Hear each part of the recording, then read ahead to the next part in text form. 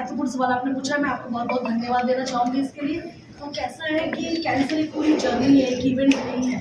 तो सबसे पहले ये समझना ज़रूरी है कि स्क्रीनिंग से लेके early detection, proper diagnosis, proper treatment और उसके बाद सर्वाइवरशिप, ये सभी एक कंटिन्यूम ऑफ केयर है। तो हमें जब इसी तरीके से लेना है, क्योंकि हम किसी भी पॉइंट पे पेशेंट को हमें हैंड ओवर करने की ज़रूरत है और पूरी कम्युनिटी की सपोर्ट की ज़रूरत है। डॉक्टर्स अलोन सफिशिएंट नहीं है, इसके साथ हमें paramedical staff, NGOs, family support और मीडिया बहुत इंपॉर्टेंट भूमिका है सभी की। क्योंकि आपकी भूमिका इसलिए इम्पोर्टेंट है कि आप जागरूकता लाते हैं। आपने जैसे बताया कि मैंने आपको दिखाया एक एग्जांपल की पेशेंट की डॉटर को हमने डिटेक्ट किया ब्रैका कैरियर स्टेट में, तो नाउ हम उसको स्क्रीनिंग में रख सकते हैं। उसको किसी भी तरह की कैंसर डेवलपमेंट के लिए हम प्रिवेंट करने की कोशिश कर सकते हैं और या अर्ली डिटेक्ट करने की कोशिश कर सकते हैं टू सेव लाइफ। तो ये स्क्रीनिंग की बहुत इंपॉर्टेंट भूमिका है और इसीलिए जागरूकता या अवेयरनेस क्रिएशन की बहुत भूमिका है। दूसरी ये पूरा स्पेक्ट्रम है। एक young lady, career woman, she is doing a very she is very active at home, she is very active at workplace and suddenly 30 years की एज में डायग्नोस होता है कि उसको ब्रेस्ट कैंसर हो गया है। पूरी लाइफ हेवायल हो जाती है। मगर उस कंडीशन में आपको पहले तो समझ में नहीं आता हम क्या करें, घबरा जाते हैं लोग। तो इसलिए बहुत इंपॉर्टेंट होता है कि हम कैसे उस कंडीशन में पेशेंट को काम करें, उसको समझाएं कि ये एक जो पूरी न्यूज़ आनी थी वो आ गई है, मगर आगे हम इसको कैसे बेस्ट हैंडल कर सकते हैं। और जैसे उन्होंने बताया, she is not only cured, she is completely go back to normal life, she is travelling abroad, she is doing all her things. आप इनको देख के बोलेंगे ये मॉडल लग रही है इनको कितने सारे ऑफर्स आ रहे हैं मॉडलिंग के तो मैं आपको ये बता रही हूँ कि आप कम्प्लीटली नॉर्मल लाइफ जी सकते हैं। सिमिलरली इनका एग्जाम्पल है दूसरे स्पेक्ट्रम में, stage 4 multiple sites of disease, पूरा वाइडली मेटास्टेटिक और उसके बाद HER2 positive, very aggressive variety of cancer. और जीरियाट्रिक एज ग्रुप में एल्डरली, कई लोग हिम्मत हार जाएंगे, बोलेंगे कि अभी छोड़ दो, अभी कुछ छोटा मोटा ट्रीटमेंट करके ही देख लेते हैं। मगर ऐसा नहीं है, हमारे पास इतनी अच्छे ट्रीटमेंट मौजूद है प्रिसिजन ऑन्कोलॉजी के माध्यम से, बायोमार्कर ड्रिवन। इनका HER2 पॉजिटिव कैंसर है, इतनी अच्छी दवाइयाँ अभी मौजूद है कि in spite of having stage 4 यदि हम प्रॉपरली ट्रीट करें तो ये देखिए इनका कैंसर ऑलमोस्ट चला गया है, अभी मेंटेनेंस फेज में। मगर अगेन बहुत बहुत धन्यवाद देना चाहूँगी इनकी खुद की करेज को। इन्होंने हम पे ट्रस्ट किया और हमने जैसा बताया वो आगे बढ़े, इनकी फैमिली को, क्योंकि हर स्टेप में ये साथ में खड़े रहे। और जो उन्होंने बोला कि ज़िंदगी एक हर कदम पे एक नई जंग है, तो मैं बहुत इनको अप्रिशिएट करना चाहूँगी, क्योंकि इनकी रियली फैमिली, यहाँ की फैमिली, इनके रिलेटिव जो बाहर है, अब्रॉड है, everybody is so much concern. तो ये एक फैमिली सपोर्ट सिस्टम बहुत इंपॉर्टेंट होता है और सबकी भूमिका होती है। प्रिसिजन ऑन्कोलॉजी एक ऐसी एक पद्धति है जिससे कि हम हर पेशेंट को इंडिविजुअलाइज करते हैं। हम ये देखते हैं कि उनके जेनोमिक लेवल पे किस तरीके के मार्कर है, उनके बाकी ट्यूमर टिश्यू में कैसे मार्कर है, उनके बिल्कुल। तो जैसा कि मेरे पेशेंट्स के माध्यम से भी आपको पता चला कि सबने आपको बड़ा लाउड एंड क्लियर मैसेज दिया है कि आपको अपने बॉडी को पहचानना है, आपको अपने बॉडी को एग्जामिन करना है खुद। तो ये तो जैसे ब्रेस्ट तो सरफेस ऑर्गन है, आप हर महीने में हर लेडी को अपने आप को एग्जामिन करना, देखना है कि कभी भी कोई चीज़ अनटूवर्ड लग रही है, तुरंत प्रॉपर मेडिकल केयर के नोटिस में लाना है, क्योंकि breast self examination can save life that way. और दूसरी बात, हर ईयर में क्लिनिकल ब्रेस्ट एग्जामिनेशन हम बोलते हैं। दूसरी बात, मैमोग्राफी बेस्ड स्क्रीनिंग हो सकती है। सब चीज़ों के अपने प्रोज एंड कॉन्स हैं, मगर किसी ना किसी फॉर्म में आपको सेल्फ एग्जामिनेशन, एक क्लिनिकल एक्सपर्ट्स एग्जामिनेशन और मैमोग्राफी या सोनोग्राफी के माध्यम से ये देखना कि ब्रेस्ट की डेंसिटी कैसी है, उसमें कोई तरीके का लीजन दिख रहा है क्या, क्या उनको अगली पकड़ सकते हैं, ये इंपॉर्टेंट है। सर्वाइकल कैंसर दूसरा जो वुमेन में कॉमन कैंसर होता है, पूरी तरीके से प्रिवेंटेबल है। सिंपल टेस्ट होते हैं, पैप स्मीयर, वो लोगों को करना चाहिए। PHC लेवल पे भी हेल्थ केयर वर्कर्स उनके घर घर जाते हैं, लोगों को स्क्रीनिंग के लिए आगे आना है। दूसरा इंपॉर्टेंट है HPV वैक्सीनेशन। आज हमें अपनी जो यंग लड़कियां हैं 9 से 13 में सबसे ज़्यादा इफेक्टिव है, बाकी लेट में भी दे सकते हैं, तो वो HPV वैक्सीनेशन। तो स्क्रीनिंग, HPV वैक्सीनेशन और उसके बावजूद भी हो जा रहा है तो जल्दी सही डॉक्टर के पास जाना, ये बहुत इंपॉर्टेंट है। एक और इम्पॉर्टेंट मैं बात बताऊंगी लंग कैंसर के बारे में, क्योंकि lung cancer smoking related cancer है।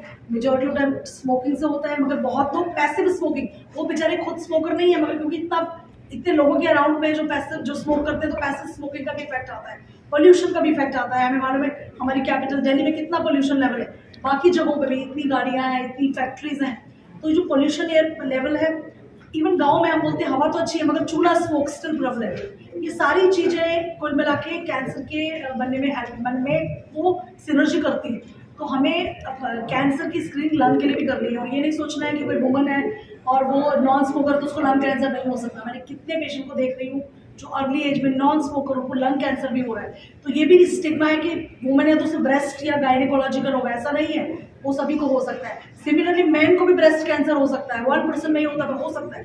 तो कोई भी चीज़ एब्सोल्यूट नहीं है, आपको हमेशा जागरूक रहना है, सही डॉक्टर के पास जाना है। और कम्युनिटी प्रैक्टिशनर को मैं ये बोलना चाहूँगी, कई बार लंग कैंसर के पेशेंट को टीबी करके 6-6 महीने तक ट्रीट करते रहते हैं, तो वो ना करें और जल्दी रिफरल करें। आता ह्यांनी सांगितलं होतं की ब्रेस्ट फीड, तर माझ्या गोष्टीत पण असं झालं की मी ब्रेस्ट फीड करत होते. माझा 1 वर्षाचा मुलगा होता आणि जेव्हा मला ती गाठ लागत होते तर खूप लोकल डॉक्टरने हे सजेस्ट केलं की ती ब्रेस्टमध्ये झालेली ती गाठ असेल ॲक्च्युली ही ऑटोमॅटिकली डिझॉल्व्ह आहे, पण ती काय 15-1 दिवसात डिझॉल्व्ह झाली नाही ना, ती वाढत गेली.